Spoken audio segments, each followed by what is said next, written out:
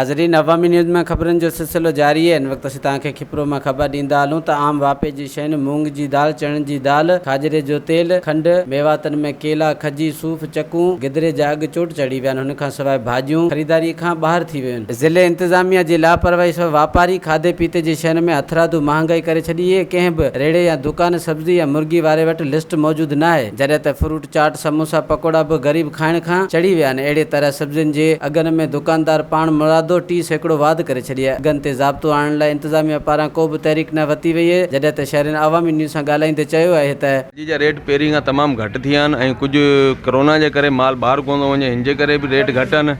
ऐं रेट हींअर रमज़ान जे करे बि रमज़ान पैकेज हले पियो, जेको रेट तमामु घटि थी विया आहिनि भाॼियुनि जा। पहिरीं खां कुझु रिलीफ आहे। हींअर लिस्ट रोज़ाना इशू थींदी आहे, रेट फ्रूट लिस्ट, भाॼी लिस्ट जी रोज़ाना इशू थींदी आहे, असांखे मिलंदी आहे ऐं लिस्ट जे मुताबिक़ असां रेट हलायूं पिया।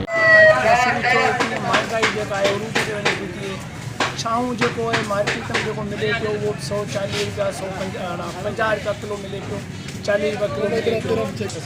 रेट बिल्कुल चल रहा है, 40-50 रुपये किलो हम खाए चला रहे हैं और किधर 50 रुपये किलो चला रहे हैं।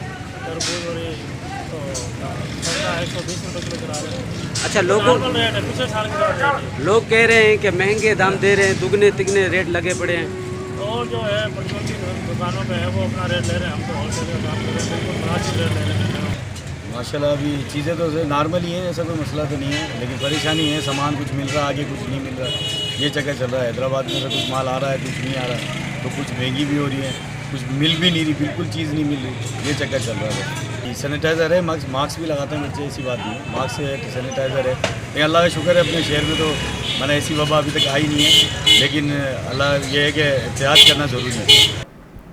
पूरे पाकिस्तान में कोरोना वायरस पर लॉकडाउन लगो पियो। 1 महीने खां बेरोज़गार वेठा आहियूं। लॉकडाउन जे करे अॻे पिननि ते अची विया आहियूं। हिन भलारे महीने में मुनाफ़ाख़ोरनि ज़िंदगी जा रस्ता थोड़ा करे छॾियनि। इंतिज़ामिया महांगाई ते कंट्रोल लाइ तहरीक वठे। ॿिए तरफ़ दुकानदारनि ॿुधायो त असांखे मंडी मां माल महांगो मिले थो। इंतिज़ामिया खे घुर्जे त रोज़ाने मंडी में रेट लिस्ट चेक करे ऐं रोज़ाने जी बुनियाद ते रेट लिस्ट ॾे। इलाइक़े वासियुनि हुकूमत सिंध खां मुतालबो कयो त रमज़ान शरीफ़ जे भलारे महीने में महांगाई जे जिन खे जल्द खां जल्द काबू करे शहरनि खे सस्ते अघ ते आम वापे जूं शयूं फराहम कयूं वञनि। वधीक ख़बरनि ऐं तफ़सील जे लाइ विज़िट कयो असांजी वेबसाइट awamiNewsHD.com ऐं ॾिसंदा रहो अवामी न्यूज़ HD।